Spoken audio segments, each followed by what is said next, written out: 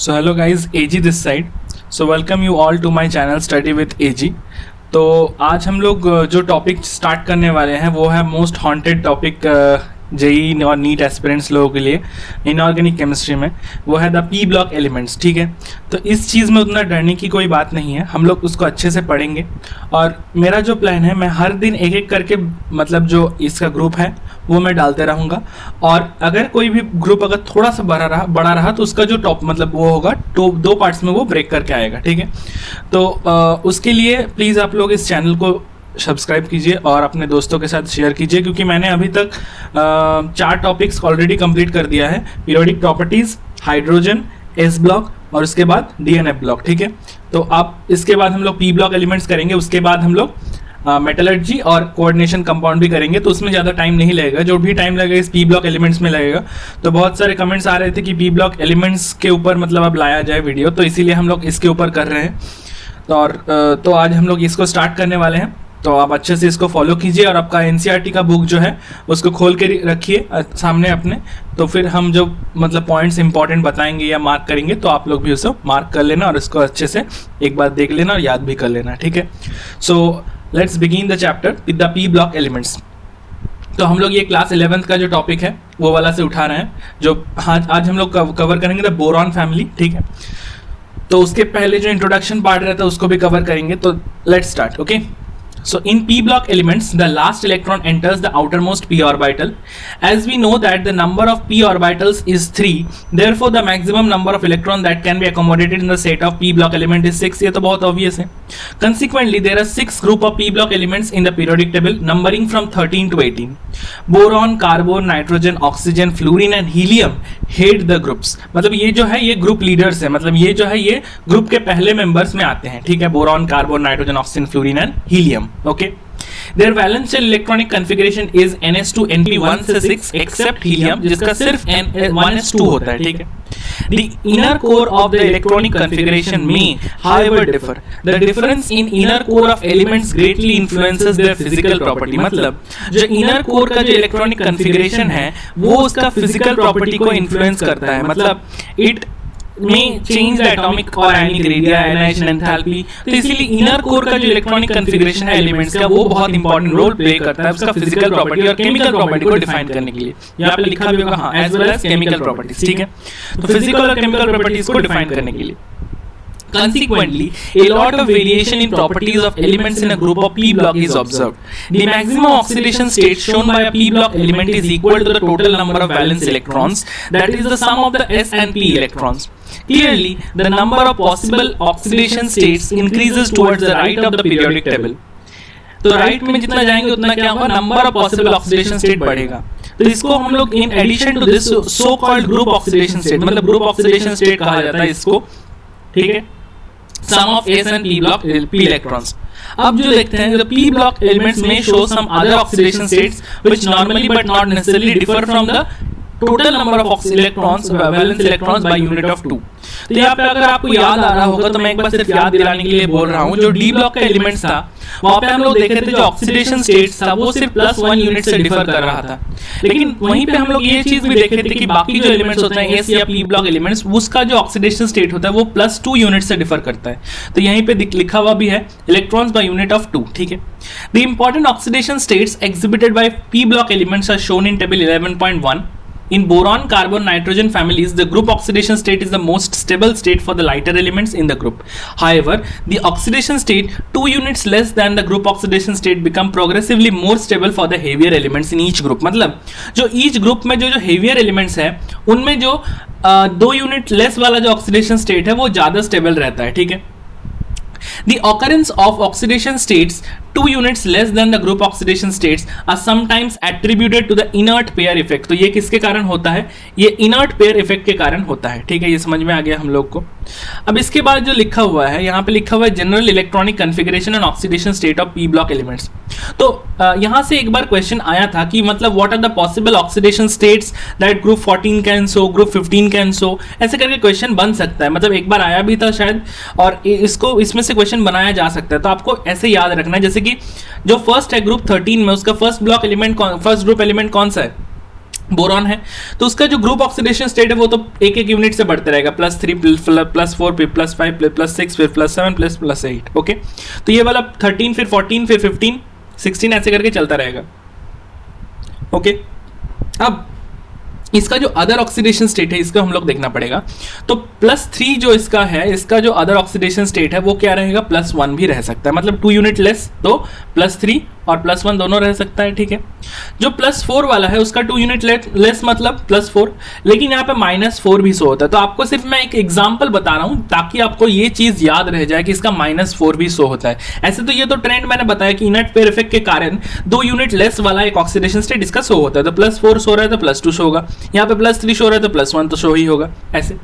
अब यहाँ पे एक चीज एग्जांपल मैं बता रहा हूँ कंपाउंड का, वो है CH4। अगर आपको पता होगा इसमें जो कार्बन का ऑक्सीडेशन स्टेट रहता है वो -4 रहता है। ठीक है, तो मीथेन को याद कीजिएगा और -4 यहाँ पे लिख दीजिएगा, +2 और -4 और +4 तो इसका ग्रुप ऑक्सीडेशन स्टेट है। ठीक है, फिर जो ग्रुप 15 है उसमें +5 होता है, उससे 2 यूनिट लेस +3 होता है। अब यहाँ पे -3 कैसे पता रहेगा, तो -3 पता करने के लिए हम लोग को ऐसे ही याद रखना है NH3। ठीक है, तो अमोनिया जो रहता है वो नाइट्रोजन फैमिली में रहता है, सॉरी नाइट्रोजन फैमिली का नाइट्रोजन ही रहता है, तो वो उसमें क्या होगा, हाइड्रोजन +1 करके ले लेगा तो +3 ले लेगा तो इसका -3 होगा। तो ऐसे करके एक कंपाउंड जो बहुत ही नोन कंपाउंड है उसके फॉर्म में आप इस बाकी चीज को याद कर सकते हैं। तो आप इसके लिए ये टास्क रहेगा कि आप इसको याद करने के लिए कोई ऐसा मतलब कंपाउंड को रिलेट कर लीजिए इसके साथ ताकि आपको ये याद हो जाए। जैसे ग्रुप 18 को तो याद करने का जरूरत नहीं है, +8 उसके बाद +6 फिर +4 फिर +2, मतलब 2 यूनिट करके आप सिर्फ घटाते जाइए तो एक ऑक्सीडेशन स्टेट आ जाएगा। अब इसके बाद जो +7 है उसमें भी वैसे मतलब जो 17 वाला ग्रुप है उसका भी थोड़ा सा सिमिलर है, +7 है, +5 है, +3 है, +1 है। अब इसके बाद आप बोलेंगे -1 कैसे आ गया, तो सिर्फ एक कंपाउंड को कोई भी याद कीजिए जिसमें -1 आता है। कौन सा वाला याद कीजिएगा, कोई भी आप इंटरहेलोजन कंपाउंड ले लीजिए, जैसे कि ClF ले लिए तो यहाँ पे क्लोरीन का +1 आएगा और फ्लोरीन का -1 आएगा। तो ऐसे करके कोई भी आप ले सकते हैं जिसमें आपका -1 आ जाए, तो ऐसे के आप याद रखिए। ठीक है, फिर उसके बाद जो यहाँ पे है 16 वाला, जैसे 16 में हम लोग को पता ही है ऑक्सीजन में -2 तो हमेशा ही देखने को मिलता है, तो +6 उसके बाद +4 उसके बाद +2 और -2 आपको याद रखना अलग से। तो कोई भी एक अच्छा सा कंपाउंड याद कर लीजिए जिसमें आपको कोई दिक्कत नहीं है, तो इसको H2O के फॉर्म में आप याद रख सकते हैं, -2 ऑक्सीडेशन स्टेट होता है किसका, ऑक्सीजन का। तो ऐसे करके फॉर्म में आप कोई भी एक इंपॉर्टेंट कंपाउंड को याद रख लीजिए और उसको याद कर लीजिए। ठीक है, क्योंकि यहाँ से क्वेश्चन बन सकता है, इसीलिए मैं इसको थोड़ा सा ज्यादा मैं फोकस में बनाया। ठीक है, इसके बाद the relative stability of this 2 oxidation states, group oxidation state and 2 unit less than the group oxidation state may vary from a group to group and will be discussed at appropriate places. It is interesting to note that the non-metals and metalloids exist only in the p block। तो ये बहुत important point है, non metals और metalloids किस में exist करता है, सिर्फ p ब्लॉक में एग्जिस्ट करता है ऑफ द पीरियोडिक टेबल। ठीक है, the non metallic character of the elements decreases down the group. In fact the heaviest element in each p block group is the most metallic in nature. तो जो most metallic nature में होगा, in fact the heaviest element in each p block group, जो p block group में most metallic होगा, sorry जो heaviest होगा वो ज्यादातर मेटालिक नेचर का होगा। ठीक है, so this changes from non metallic to metallic character bring diversity in the chemistry of this element depending on the group to which they belong. In general, non-metals have higher ionization enthalpies and higher electronegativities than the metals. Hence, in contrast to metals which readily form cations, non-metals readily forms anions. ठीक है, तो non-metals क्या बनाते हैं, anions बनाते हैं। जैसे कि cations कौन बनाता है, metals बनाता है। ठीक है, so the compounds formed by highly reactive non-metals with highly reactive metals are generally ionic in nature, क्योंकि उसका जो electronegativity difference है वो बहुत high है, तो वही लिखा हुआ है because of large differences in the electronegativities। ठीक है, on the other hand compounds formed between non-metals themselves are largely covalent, मतलब इसमें तो electronegativity difference rarely 0 है या बहुत small है, तो इसके कारण क्या हो जाता है, इसका जो कंपाउंड होता है वो सारे क्या हो जाते हैं, ये कोवेलेंट कंपाउंड्स बनाते हैं। ठीक है, उसके बाद जो लिखा हुआ है, उसके बाद लिखा हुआ है कि the change of non metallic to metallic character can be best illustrated by the nature of oxides they form. The non metal oxides are acidic और neutral in nature, whereas the metal oxides are basic in nature. ये तो समझ में आता है हम लोग को। उसके बाद The first member of p block differ from the remaining members of the corresponding group in the two major respect। तो ये तो हमेशा होता रहा है अभी तक, जो फर्स्ट मेंबर है कोई भी ग्रुप का वो क्या रह जाता है, वो rest of the other member से थोड़ा सा डिफरेंट शो होता है उसका प्रॉपर्टीज। ठीक है, तो फर्स्ट क्या होता है, उसका साइज बहुत छोटा होता है। तो first is the size and all other properties which depends on size. Thus the lightest p block element shows the same kind of differences as the lightest s block element, lithium and beryllium में जिसमें हम लोग पढ़े थे। The second important difference which applies only to the p block element arises from the effect of the d orbital in the valence shell of heavier elements. मतलब जो heavier elements होते हैं, जो थर्ड पीरियड से start होता है, उसमें क्या होता है, डी ऑर्बिटल रहता है वैलेंस शेल में, और एंड जो सेकेंड पीरियड में नहीं रह पाता है. तो the second period elements of p group starting from boron are restricted to a maximum covalency. तो इसीलिए उन लोगों का मैक्सिमम कोवैलेंसी जो होता है वो रेस्ट्रिक्ट हो जाता है. तो मतलब 4 हो जाता है यूजिंग 1 2s एंड 3 2p, तो 4 हो जाता है covalency. So in contrast, the third period element जो है of p groups with the electronic configuration 3s to 3p and have the vacant 3d orbitals lying between 3p and 4s energy levels. Using these d orbitals, the third period elements can expand their covalency beyond 4. तो इसीलिए वो अपने covalency को 4 के ऊपर भी उठा सकते हैं. जैसे कि हम लोग एक एग्जांपल देखते हैं, जैसे बोरॉन फॉर्म्स BF4- जैसे ओनली, बट एल्यूमिनियम जो है वो AlF6- फॉर्म करता है. ठीक है. The presence of these d orbitals influences the chemistry of the heavier elements in a number of other ways. The combined effect of size and availability of d orbitals considerably influences the ability of these elements to form the pi bonds. The first member of a group differs from the heavier member in its ability to form p-pi multiple bonds to itself. तो ये बार एक बार question आ चुका है. p-pi multiple bonds जो है वो itself बना सकता है, और मतलब जो अपने वाला ग्रुप का है और वो सेकेंड ग्रुप के साथ भी बनाता है, जैसे कि CO, CN, C triple bonded N, मतलब डबल बॉन्डेड और N डबल बॉन्डेड, ऐसे टाइप का. This type of pi bonding is not particularly strong for the heavier p block elements. तो जो हेवियर होते हैं वो ये तरह का बॉन्डिंग नहीं शो करते हैं. The heavier elements of do form the pi bonds but this involves d orbital. तो वो क्या करते हैं, वो d ऑर्बिटल में बॉन्डिंग करते हैं. तो d pi p pi bonding या d pi d pi bonding उनमें देखा जाता है. So as the d orbitals are of higher energy than the p orbitals, they contribute less to the overall stability of the molecules than does p pi bonding of the second row elements. So जो d orbitals है वो थोड़ा सा heavier होता है, तो higher energy का भी होता है. तो इसके कारण क्या हो जाता है, वो कंट्रीब्यूट करता है less to the stability of the molecule, जितना p pi बॉन्डिंग करता है सेकेंड रो एलिमेंट्स में, तो उससे कम करता है. ठीक है.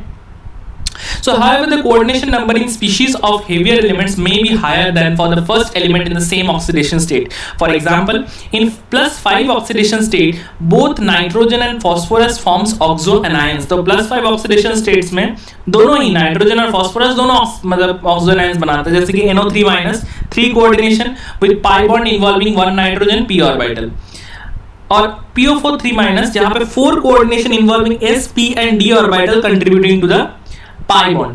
In this unit, we will study the chemistry of group 13 and 14 of the periodic table. ठीक है. तो ग्रुप 13 और 14 को हमको इसमें स्टडी करना है. तो पहले हम लोग ग्रुप 13 को स्टडी करेंगे, the boron family. This group elements show a wide variation in properties. Boron is a typical non metal. तो ये हम लोग पहले भी स्टडी कर चुके हैं और हम लोग बोले भी थे, बोरॉन जो है वो एक टिपिकल नॉन मेटल है, ये आपको याद रखना है. एल्यूमिनियम जो रहता है वो क्या होता है, वो एक metal रहता है, is a metal but shows many chemical similarities to boron, and gallium, indium and thallium जो रहते हैं वो almost exclusively metallic character के रहते हैं. ठीक है. तो यहाँ पे हम लोग को इसको समझना चाहिए कि बोरॉन जो होता है वो नॉन मेटल रहता है. इसके बाद एल्यूमिनियम, गैलियम, इंडियम और थैलियम ये सारे चीज क्या हो जाता है, मेटालिक हो जाता है. ठीक है. अब boron is a fairly rare element, बहुत कम अमाउंट में मिलता है. Mainly occurs as orthoboric acid, तो ऑर्थोबोरिक एसिड के फॉर्म में मिलता है H3PO3. और बोरैक्स, इसका फार्मूला आपको याद होना चाहिए Na2B4O7.10H2O. तो इसका भी ओरिजिनल जो फार्मूला वो मैं बाद में बताता हूँ उसका आप लोगों को.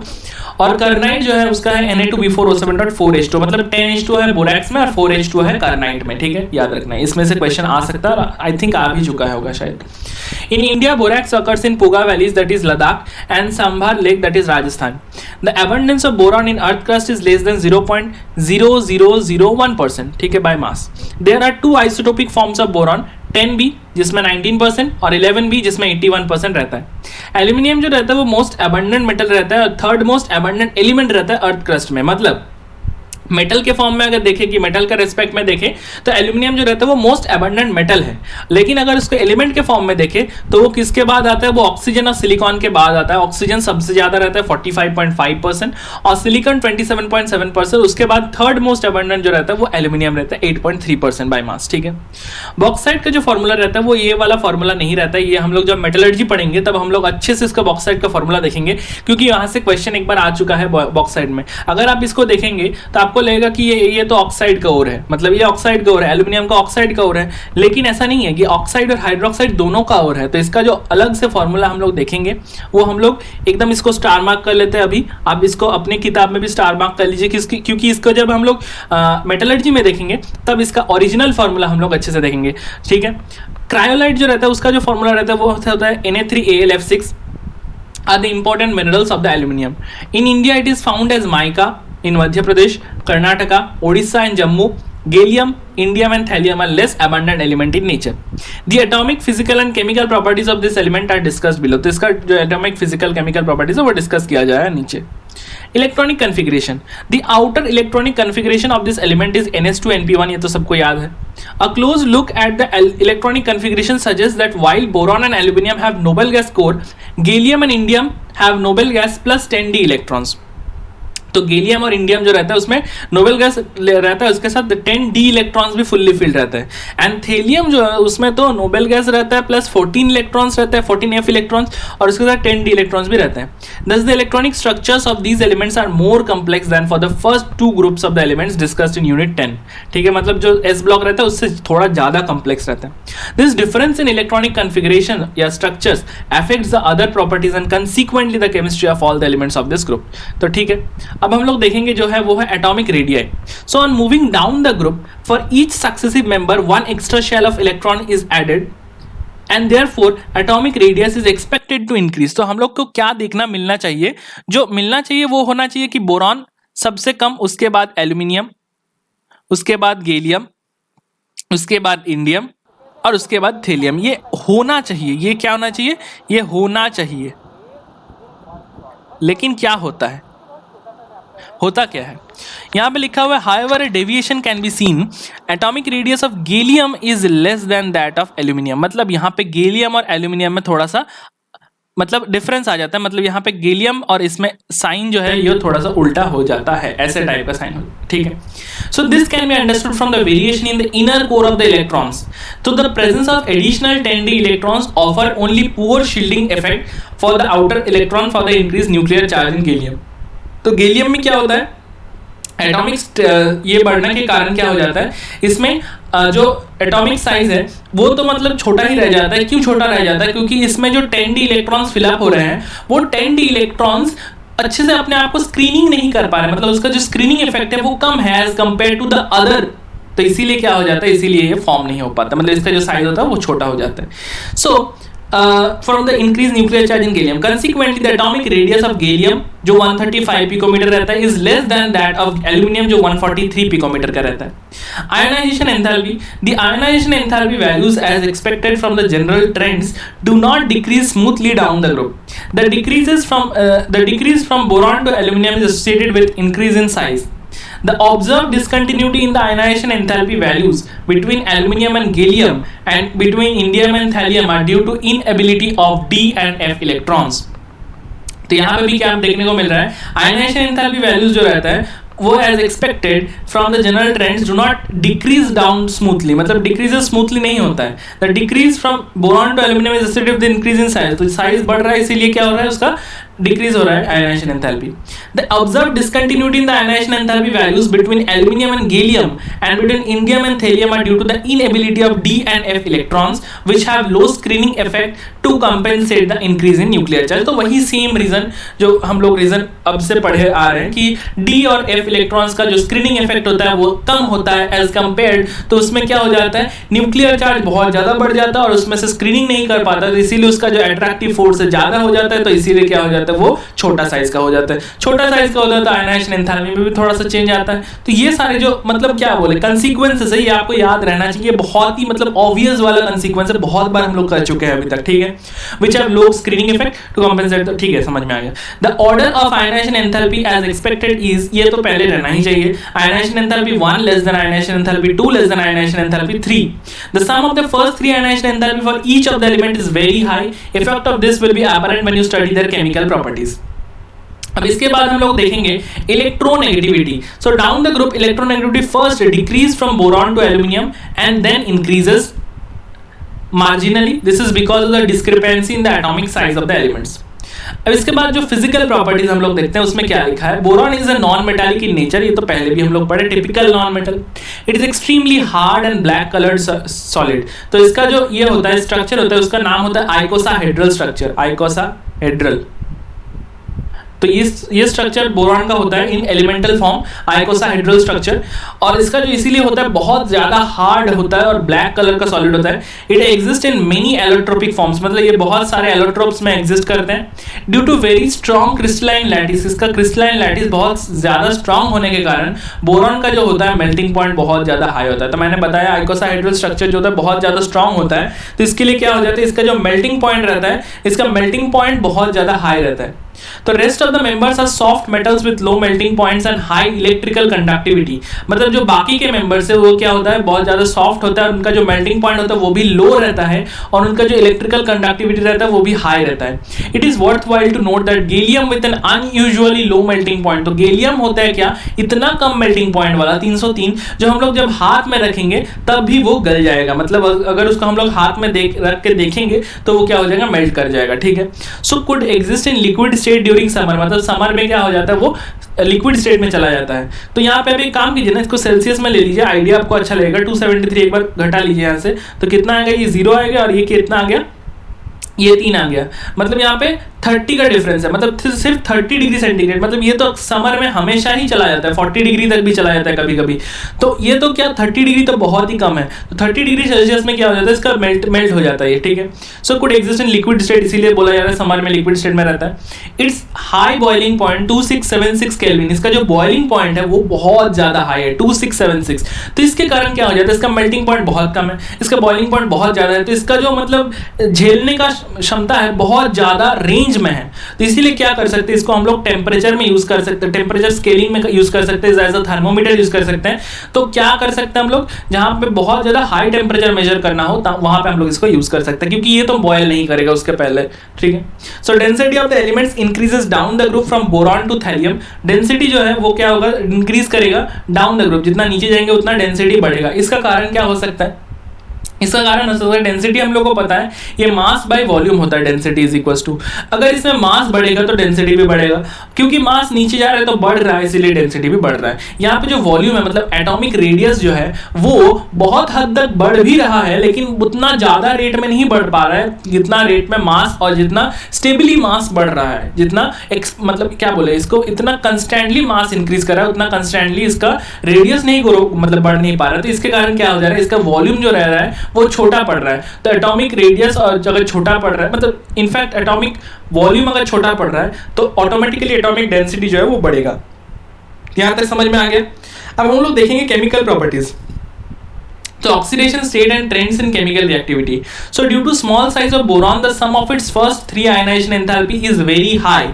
This prevents it to form +3 ions and forces it to form only covalent compounds. So क्योंकि इसका तीनों सम जो है, sum of first 3 ionization enthalpy बहुत ज्यादा हाई होता है, तो इसीलिए इसको +3 आयंस बनाने के लिए उतना परमिशन नहीं मिलता है और इसको क्या बनने पड़ता है, कोवेलेंट कंपाउंड्स बनाना पड़ता है। But as we move from boron to aluminium, the sum of the first 3 ionization enthalpies of aluminium considerably decrease. तो एल्यूमिनियम का जो फर्स्ट 3 साइज आयनाइजेशन एंथैल्पी वो बहुत ज्यादा डिक्रीज कर जाता है और इसके कारण क्या हो जाता है, टू फॉर्म Al3+, मतलब ये Al3+ आयन बना लेता है। In fact aluminium is highly electropositive metal, तो ये बहुत ज्यादा इलेक्ट्रोपॉजिटिव मेटल होता है, मतलब ये अपने आप को पॉजिटिव बनाने के लिए बहुत ज्यादा तड़पता है, ठीक है।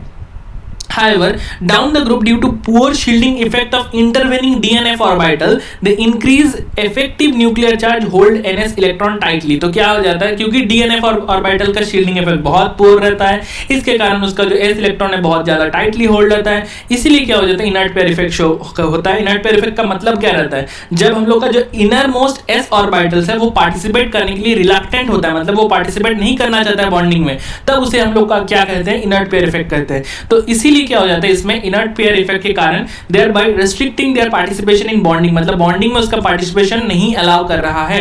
As a result of this only p orbital electrons may be involved in bonding. तो ओनली क्या हो जाता है, सिर्फ p ऑर्बिटल्स जो इलेक्ट्रॉन्स है वही सिर्फ बॉन्डिंग में पार्टिसिपेट कर पाता है। In fact in gallium, indium and thallium both +1 and +3 oxidation states are observed. तो गैलियम, इंडियम, थैलियम में क्या होता है, +1 एंड +3 ऑक्सीडेशन स्टेट दोनों ही ऑब्जर्व होते हैं, ठीक है। The relative stability of +1 state progressively increases जितना हेवियर एलिमेंट जाएगा, मतलब जितना नीचे जाएंगे उतना +1 वाला जो ऑक्सीडेशन स्टेट होगा वो ज्यादा स्टेबल होने का शुरू हो जाएगा, ठीक है। जैसे कि थेलियम में +1 जो ऑक्सीडेशन स्टेट है वो प्रीडोमिनेंट रहता है as compare to +3 oxidation state जो हाईली ऑक्सीडाइजिंग कैरेक्टर का रहता है, मतलब वो जल्दी से जल्दी 2 इलेक्ट्रॉन लूज करके +1 में फटाक से कंपाउंड बना लेगा। तो compounds in +1 oxidation state as expected from energy consideration are more ionic than those in +3 oxidation state. तो हम लोग ये पहले से पता है जिसमें कंपाउंड में ज्यादा प्लस चार्जेस होते हैं तो उसमें क्या हो जाता है, वो आयनिक कैरेक्टर लूज करते हैं। तो आयनिक कैरेक्टर लूज करते हैं मतलब +1 कंपाउंड जो है वो ज्यादातर एनर्जी क्या हो जाता है, एनर्जी कंसिडरेशन के कारण उसका जो आयनिक कैरेक्टर होता है वो ज्यादा होता है एज कंपेयर टू +3 के कंपाउंड से। ओके, ट्राइवैलेंट स्टेट में the number of electrons around the central atom in a molecule of the compound of these elements, example boron in BF3, will be only 6. So such electron deficient molecules have tendency to accept a pair of electron to achieve stable electronic configuration and thus behave as Lewis acid। तो इसीलिए इसको हम लोग क्या बोलते हैं, Lewis acid बोलते हैं। मतलब जो बोरॉन जैसे कि BF3 आप मान लीजिए, तो बोरॉन में क्या होता है, hydrogen, helium, lithium, barium, boron. Boron में क्या रहता है, 5 इलेक्ट्रॉन्स रहता है। तो 1 2 3 4 5 हमने बना लिया। अब यहाँ पे F3 लग रहा है, मतलब यहाँ पे 1 बना, यहाँ पे 2 बना, यहाँ पे 3 बना, ठीक है। सो ये F3 जो है ये तो हम लोग का जो इनर्ट पेयर इफेक्ट, सॉरी जो लास्ट 2 इलेक्ट्रॉन है वो तो पार्टिसिपेट नहीं कर पा रहा है क्योंकि वो तो अंदर में है। इस इलेक्ट्रॉन में जो p ऑर्बिटल्स है वो पार्टिसिपेट कर रहे हैं, यहाँ पे 1 2 3 4 5 6 है। तो सिर्फ अगर 6 रहा तो इस 6 को कैसे इलेक्ट्रॉन पार्टिसिपेट कराने मिलेगा, तो इसके लिए इसका क्या हो जाता है, इसका 6 इलेक्ट्रॉन रहता है और इसमें एक वेकेंट ऑर्बिटल रह जाता है। इस वेकेंट ऑर्बिटल के कारण ये इलेक्ट्रॉन को एक्सेप्ट करने का एक एजेंट बनता है, मतलब ये इलेक्ट्रॉन एक्सेप्टर बनता है। इलेक्ट्रॉन एक्सेप्टर किसको कहा जाता है, जो इलेक्ट्रॉन एक्सेप्ट करता है उसे हम लोग लीविस एसिड के नाम से जानते हैं। So the tendency to behave as Lewis acid decreases with increase in the size down the group. जैसे कि BCl3 easily accepts a lone pair of electron from ammonia to form BCl3.NH3। मतलब हम लोग नीचे जितना जाएंगे, जैसे कि boron, aluminium, gallium, indium, thallium, जितना नीचे जाएंगे उतना इसका जो इलेक्ट्रॉन एक्सेप्टिंग टेंडेंसी है वो घटता जाएगा। बोरॉन का जो है वो सबसे ज्यादा लीविस एसिडिक कैरेक्टर रहेगा, ये समझ में आ गया। अब इसमें भी अगर BF3 रहा तो उसमें क्या हो जाएगा, बैक बॉन्डिंग हो जाएगा, ठीक है। तो उसमें इसीलिए लीविस एसिडिक टेंडेंसी डिक्रीज मतलब कम होगा। उसके बाद जितना नीचे जाएंगे उतना ज्यादा होता रहेगा लीविस एसिडिक कैरेक्टर। जैसे कि यहाँ पे देख सकते हैं आप लोग BCl3 जो लिखा हुआ है, ये अमोनिया के पास क्या रहता है, अमोनिया के पास एक इलेक्ट्रॉन पेयर रहता है। तो अमोनिया यहाँ पे क्या काम कर रहा है, ये अमोनिया एक लीविस बेस के जैसा काम कर रहा है। तो ये क्या करता है, इलेक्ट्रॉन अपने आप का इलेक्ट्रॉन वेकेंट ऑर्बिटल में दे देता है बोरॉन का, तो बोरॉन के यहाँ से ये बन गया। सो ये वाला जो कंपाउंड बना है इसको हम लोग कहते हैं एडक्ट, एडक्ट फॉर्मेशन कहा जाता है इसको। तो एडक्ट के कारण क्या हो जाता है, अब हम लोग को एक चीज समझना है यहाँ पे।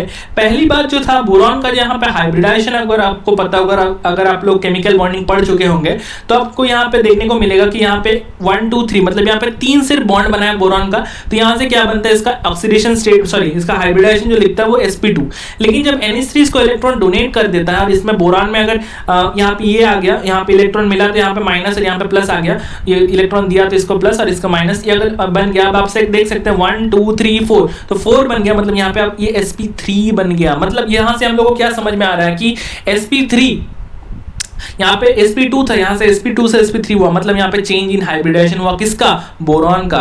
ओके, ये समझ में आ गया। अब इसके बाद जो लिखा हुआ है AlCl3 exhibit stability by forming a dimer, तो यहाँ पे डायमर फॉर्मेशन होता है। In trivalent state most of the compounds being covalent are hydrolysed in water. So for example the trichlorides on hydrolysis in water forms tetrahedral MOH whole 4 minus species. The hybridization state of elements M in sp3 aluminum chloride is acidified aqueous solution forms octahedral AlH2O whole 6 3 plus ion. In this complex ion, the 3d orbital of aluminium are involved and the hybridization state of aluminium is sp3d2. ये थोड़ा सा important part है, ठीक है। यहाँ पे हम लोग को क्या देखने को मिल रहा है, Al जो है एल्यूमिनियम जो है AlH2O whole 6 3 प्लस बना रहा है, और यहाँ पे जो हम लोग का जो ये है ट्राइक्लोराइड स्पीशीज है वो क्या बना रहा है, MOH whole 4 माइनस बना रहा है। तो यहाँ से समझ में आ गया। इसके बाद जो एक प्रॉब्लम दिया हुआ है, standard electron potential values E0 values for Al3 plus से aluminium is -1.66 volt and that of Tl3 plus से Tl is +1.26 volt. Predict about the formation of M3 plus ion in the solution and compare the electropositive character of the two metals. तो standard electron potential जो होगा, value होगा, वो 2 half cell suggest करेगा that aluminium has high tendency to make Al3+। ये aluminium जो होता है वो मोस्ट इलेक्ट्रोपॉजिटिव भी होता है, ठीक है। तो यहाँ पे क्या हो जाता है Al3 plus ions and whereas Tl3 plus is only unstable. Unstable होता है क्योंकि थैलियम जो होता है वो प्लस फॉर्म में रहना चाहता है। Tl3 प्लस जो रहता है वो ऑक्सीडाइजिंग नेचर का होता है, but it is a powerful oxidising agent. Thus Tl plus is more stable than Tl3 plus. So aluminium being able to form +3 and easily is more electropositive than thallium. ये तो बहुत obvious, मतलब उस group में सबसे ज्यादा electropositive कौन है? एल्यूमिनियम है, ये तो हमको पता है हम लोग को ऑलरेडी। तो यहाँ पे ये जो इसके बाद जो हम लोग ये वाला जो ग्रुप, ये वाला जो टेबल है, इसको आपके लिए होमवर्क रहेगा, आपको इसको अच्छे से एक बार रीड करना है। लेकिन रीड कैसे करेंगे? ऐसा नहीं कि डेटा को याद करने बैठ गए, डेटा याद नहीं करना है, आपको ट्रेंड याद करना है। जैसे कि आप पहले देख सकते हैं एटॉमिक नंबर हमको निकालने का पता है, 5 के बाद 18, 8 ऐड कर देंगे 13 बनेगा, फिर इसके बाद 18 ऐड कर देंगे 31, ऐसे करके करते रहेंगे, आपको पता है ये चीज, ठीक है। अब इसके बाद एटॉमिक मास आपको याद नहीं रखना है, इलेक्ट्रॉनिक कॉन्फ़िगरेशन एक बार देखना पड़ेगा। उसके बाद एटॉमिक रेडियस जो है वो हम लोग को देखने को मिल रहा है कि 88 के बाद 143, लेकिन अब इसके बाद ये घटा एक बार, उसके बाद फिर से बढ़ गया, तो आपको इसको सिर्फ याद रखना है, ठीक है। फिर इसके बाद जो है आयनिक रेडियस, वो भी थोड़ा सा इसमें देखना पड़ेगा। इसमें आयनिक रेडियस में कोई भी डिस्क्रिपेंसी नहीं आएगा, ये इंक्रीजिंगली मतलब प्रोग्रेसिवली इंक्रीज करेगा, ठीक है। ये समझ में आ गया।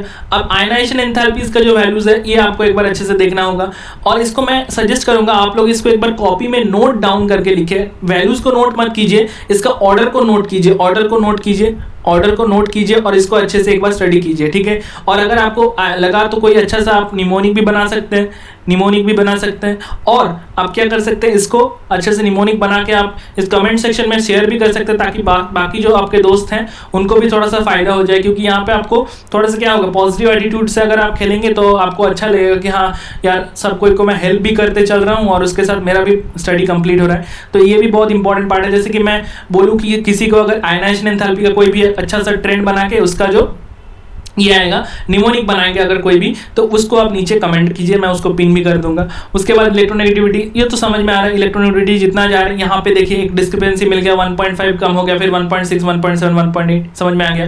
फिर यहाँ पे डेंसिटी तो मैंने पहले भी बताया था कि डेंसिटी जितना नीचे जा रहा है उतना प्रोग्रेसिवली इंक्रीज करता रहता है, तो ये प्रोग्रेसिवली इंक्रीज कर रहा है। मेल्टिंग पॉइंट जो है वो सबसे ज्यादा किसका है, बोरॉन का, फिर यहाँ पे घट गया, लेकिन फिर यहाँ पे बढ़ गया, फिर यहाँ पे बढ़ गया, मतलब ये थोड़ा सा ऐसा टाइप का हो गया मेल्टिंग पॉइंट, ऐसा टाइप का, ठीक है। अब बॉइलिंग पॉइंट जो हो गया, बॉइलिंग पॉइंट भी आपको देखने को मिला हुआ है, सबसे ज्यादा होगा, फिर ये 27640, फिर ये बड़ा हो गया, फिर इसके बाद ये फिर से क्या हो गया, ये छोटा हो गया, फिर ये छोटा हो गया, और मतलब ये तो बहुत ही अच्छा एक ट्रेंड है। इसके बाद जो E0 वैल्यू है ये वाला भी आप एक बार देखिए, ये सारा कुछ जो मैंने डिस्कस किया, और अगर कुछ भी अगर डिस्कस नहीं भी किया तो इसको अच्छे से आप कंप्लीट कीजिए, क्योंकि यहाँ से ऑर्डर वाला क्वेश्चन आता है। जैसे कि एक ऑर्डर तो ये वाला आया था, एटॉमिक रेडियस वाला ऑर्डर, तो एक बार जेईई एडवांस में डायरेक्ट आ गया था boron, aluminium, gallium, indium, thallium का जो साइज है उसको ऑर्डर में सजाने का क्वेश्चन, ठीक है। तो ये तो हम लोग को समझ में आ गया। अब हम लोग आगे देखते हैं रिएक्टिविटी टुवर्ड्स एयर। सो बोरॉन जो रहता है वो क्या रहता है, वो अनरिएक्टिव रहता है, क्रिस्टलाइन फॉर्म में वो क्या रहता है, अनरिएक्टिव रहता है। Aluminium forms a very thin oxide layer on the surface which protects the metal from further attack. Aluminium क्या करता है, अपने ऊपर एक प्रोटेक्टिव लेयर बना लेता है जो उसको फर्दर अटैक से बचाता है। Amorphous boron and crystal aluminium metal on heating with air forms B2O3 and Al2O3 respectively, ठीक है। So with dinitrogen at high temperature they form nitride as well. So 2E, यहाँ पे E किसको कहा जा रहा है, E एलिमेंट को कहा जा रहा है, तो 2E + 3O2 हीट करेंगे तो 2E2O3 बनेगा, और 2E + N2 अगर हीट करेंगे तो 2En बनेगा। तो nature of these oxides varies down the group. Boron trioxide जो रहता है वो क्या रहता है, एसिडिक नेचर का रहता है and reacts with basic metallic oxides forming metal borates। Aluminium, gallium जो रहता है वो सारे कुछ क्या रहते हैं, एम्फोटेरिक के रहते हैं, और इंडियम और थैलियम जो रहता है वो बेसिक नेचर के रहते हैं। तो यहाँ पे हम लोग को समझ में आ गया बोरॉन जो है वो नॉन मेटालिक है, बोरॉन का जो ऑक्साइड है। एल्यूमिनियम और गैलियम का जो ऑक्साइड है वो क्या है, एम्फोटेरिक नेचर के हैं, एम्फोटेरिक। और उसके बाद हम लोग का जो इंडियम और थैलियम है उसका जो ऑक्साइड है वो क्या किस नेचर का है, बेसिक नेचर का है, ठीक है। ये एसिडिक लिखना चाहिए था, नॉन मेटालिक नहीं, यहाँ पे ये एसिडिक लिखना पड़ेगा, एसिडिक नेचर का, ठीक है। समझ में आ गया। अब इसके बाद reactivity towards acids and alkalis. So boron does not react with acids and alkalis even at moderate temperature, but aluminium dissolves in mineral acids and aqueous alkalis and दस शोज एम्फोटेरिक कैरेक्टर। तो ये क्या करते हैं, amphoteric character show करते हैं, ठीक है।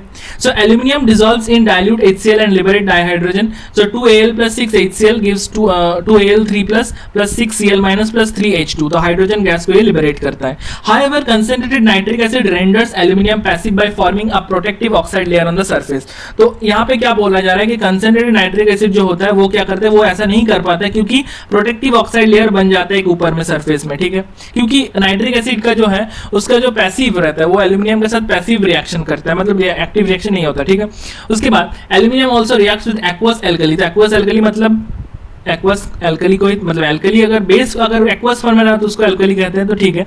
सो 2Al plus 2NaOH plus 6H2 इसको क्या फॉर्म होगा, ये बहुत बहुत इंपॉर्टेंट फॉर्म कंपाउंड है, ये बहुत बार पूछ भी चुका है। तो 2Na plus AlOH whole 4 minus, ये जो रहता है इसका फॉर्मूला क्या रहता है, सोडियम टेट्रा हाइड्रोक्सो एल्यूमिनेट 3, ठीक है। और इसके साथ 3 times hydrogen 3H2 gas release होगा। इसके बाद जो है रिएक्टिविटी टुवर्ड्स हैलोजेंस, तो हैलोजेंस के साथ कैसे रिएक्टिविटी होगा, these elements react with halogens to form trihalides except TLI3, बहुत इंपॉर्टेंट है, मतलब TLI3 फॉर्म नहीं होता है। आपको कैसे याद रखना है ये वाला TLI3, थैलियम का भी साइज बड़ा है सबसे और आयोडीन का भी सबसे साइज बड़ा है, तो दोनों बड़ा नहीं जाएगा एक साथ, थैलियम और आयोडीन दोनों बड़ा बड़ा है तो बड़ा बड़ा नहीं बनेगा, ठीक है, हैलोजेंस के साथ नहीं बनेगा। ओके तो 2E प्लस 3X2 क्या बनेगा, 2EX3, ये समझ में आ गया। यहाँ पे X क्या क्या हो सकता है, फ्लोरीन, क्लोरीन, ब्रोमीन, आयोडीन, लेकिन E क्या होगा, E यहाँ पे थैलियम नहीं हो सकता, ठीक है। अगर थैलियम होगा भी तो थैलियम आयोडाइड तो नहीं बनेगा, ठीक है। उसके बाद जो लिखा हुआ है white fumes appear around the bottle of anhydrous aluminium chloride, give reason. Anhydrous aluminium chloride is partially hydrolysed with atmospheric moisture to liberate HCl gas, ठीक है। सो मॉइस्ट HCl जो रहता है वो व्हाइट कलर का रहता है, तो इसके कारण क्या हो जाता है, बॉटल के अराउंड व्हाइट फ्यूम्स देखने को मिलता है। इसके बाद जो लिखा हुआ important trends and anomalous properties of boron, तो बोरॉन का क्या क्या इंपॉर्टेंट ट्रेंड्स और उसका क्या क्या एनोमलस प्रॉपर्टीज है। तो certain important trends can be observed in the chemical behaviour of group 13 elements, the trichlorides, bromides and iodides of all these elements being covalent in nature। तो ये ट्राइक्लोराइड्स, ट्राइब्रोमाइड्स और आयोडाइड्स जो रहते हैं वो सारे कुछ क्या रहते हैं, कोवेलेंट नेचर के रहते हैं, तो वो हाइड्रोलाइज्ड हो जाते हैं वाटर में। Species like tetrahedral MOH whole 4 minus and octahedral MH2O whole 6 3 plus except in boron exist in aqueous medium. तो बोरॉन में ये एक्वस मीडियम में नहीं एग्जिस्ट करता है, ठीक है। क्यों नहीं करता है, क्योंकि बोरॉन के पास कोवेलेंसी नहीं है बियॉन्ड 4, तो इसके कारण वो वाटर में नहीं एग्जिस्ट करता, ठीक है। The monomeric trihalides being electron deficient are strong Lewis acids. Boron trifluoride easily react with Lewis bases such as NH3 to complete octet around boron. तो ये तो हम लोग पहले भी देख चुके हैं। So it is due to the absence of d orbital that the maximum covalency of boron is 4। Since the d orbitals are available with aluminum and other elements, the maximum covalency can be expected beyond 4. Most of the other metal halides, example AlCl3, are dimerized through halogen bridging, example Al2Cl6. The metal species completes its octet by accepting electrons from halogen in these halogen bridged molecules। तो ये हमको समझ में आ गया। अब यहाँ पे लिखा है बोरॉन जो है वो अनेबल टू फॉर्म BF6 3-, तो एक ही चीज को बार बार करके दोहरा रहा है NCERT।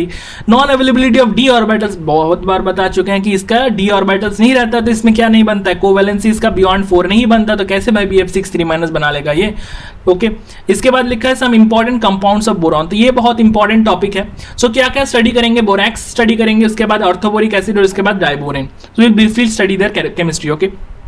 तो पहले borax, so it is a most important compound of boron, it is a white crystalline solid, ये बहुत इंपॉर्टेंट है। फॉर्मूला जो है वो Na2B4O7.10H2O रहता है, लेकिन इसका जो एक्चुअल फॉर्मूला रहता है वो थोड़ा सा आपको याद रखना है, वो टेट्रा न्यूक्लियर यूनिट में बनाता है B4O5OH होल 4 2-, मतलब इसका जो एक्चुअल फॉर्मूला रहता है वो है Na2B4 कंप्लेक्स कंपाउंड के अंदर B4O5OH होल 4, ये इसका कंपाउंड रहता है, ठीक है। Na2B4O5OH whole 4 and correct formula therefore is Na2B4O5OH whole 4.8H2। तो यहाँ पे 8H2 भी आएगा, वाटर ऑफ क्रिस्टलाइजेशन, ठीक है। ये वाला जो कंपाउंड, ये वाला जो फॉर्मूला, ये आपको याद रखना, ये इसका एक्चुअल फॉर्मूला है, ठीक है। मैं स्टार मार्क भी कर दे रहा हूँ, ये इसका एक्चुअल फॉर्मूला है Na2B4O5OH होल 4.8H2O। तो यहाँ पे अगर वाटर ऑफ क्रिस्टलाइजेशन आपको पूछता है तो यहाँ पे 10 मार्क मत कीजिए। तो what is the water of crystallisation in actual formula of borax, यहाँ पे 8H2। तो जो भी हो, ये क्वेश्चन बहुत ही कंट्रोवर्शियल बन जाएगा अगर ऐसा आता भी है। सो borax dissolves in water to give an alkaline solution. So Na2B4O7 plus 7H2O gives 2NaOH plus H3BO3। तो यहाँ पे H3BO3 जो रहता है बोरिक एसिड, वो बहुत ही वीक एसिड रहता है, तो यहाँ पे NaOH जो रहता है वो बहुत ही स्ट्रॉन्ग रहता है, तो इसीलिए ये सोल्यूशन जो है ये अल्कलाइन बनता है, ठीक है।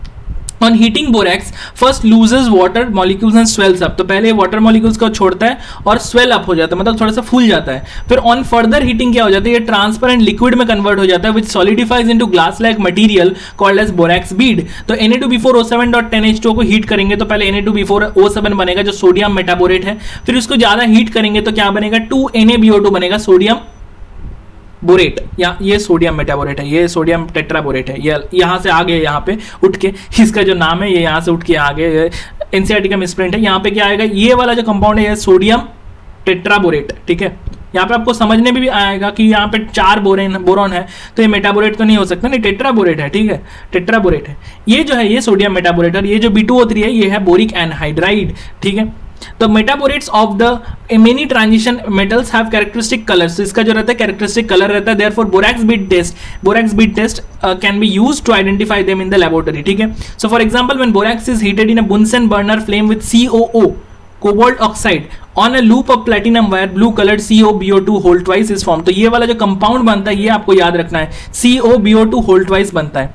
इसके बाद हम लोग देखेंगे ऑर्थोबोरिक एसिड। तो orthoboric acid H3BO3 is a white crystalline solid with a सोपी टच, इसमें थोड़ा सा साबुन जैसा फील आता है। It is a sparingly soluble in water but highly soluble in hot water.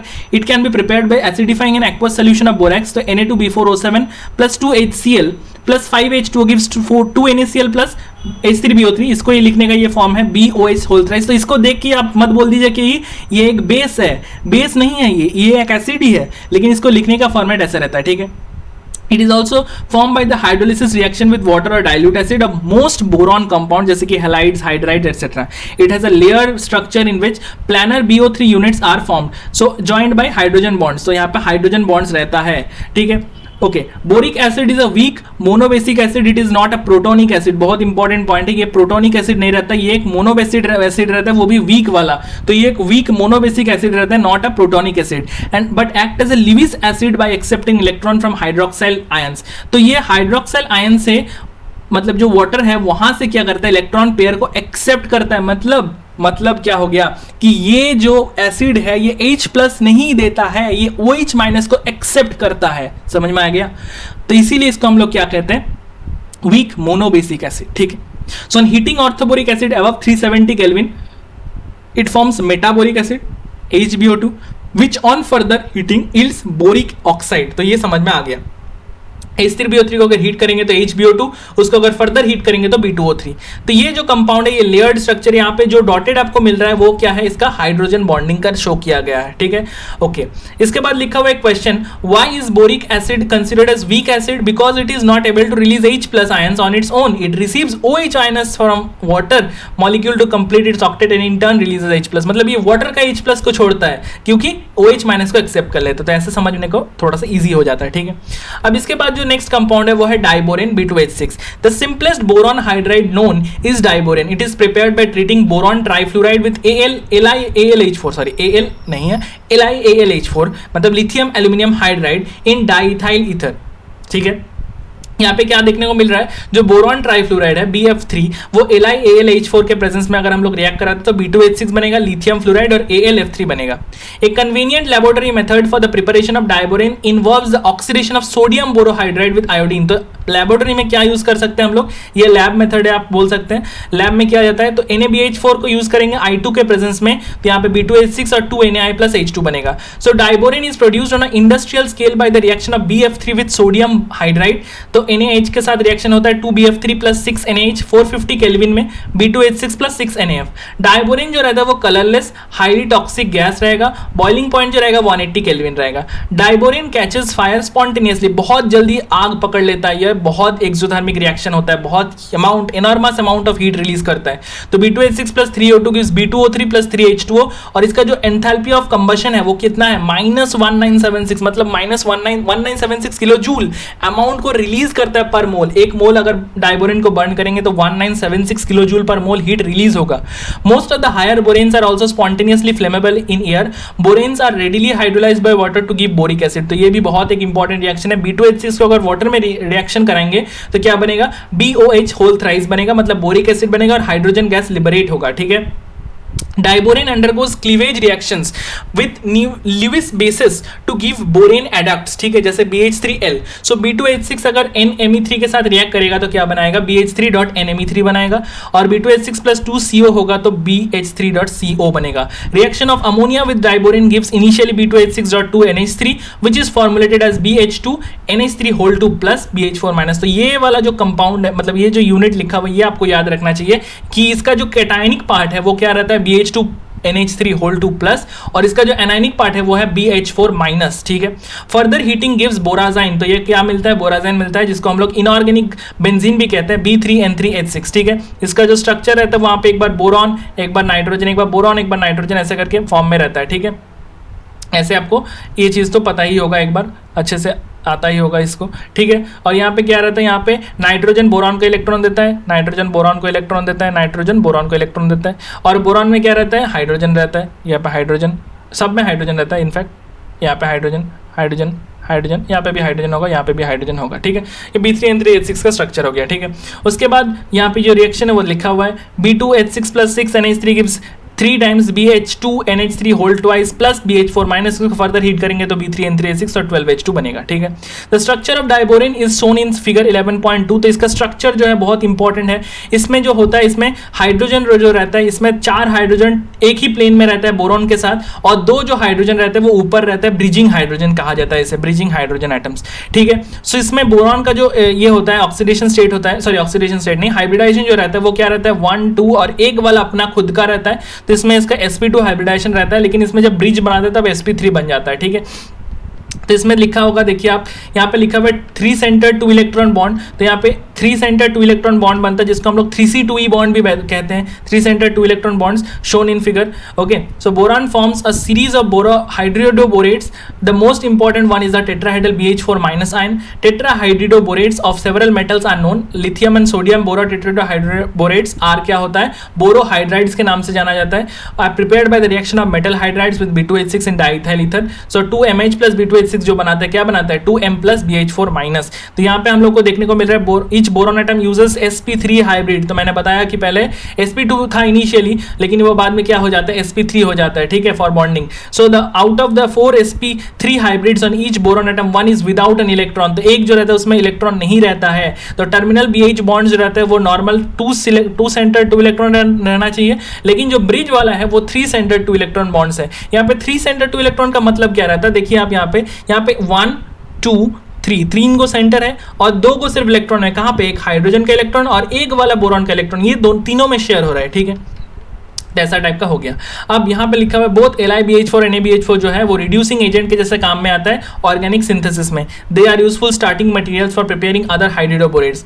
यहाँ पे अब इसका यूजेस जो है वो भी लिखा हुआ है, अब इसका यूजेस भी हम लोग एक बार देख लेते हैं, लास्ट जो पार्ट है इस बोरॉन फैमिली का।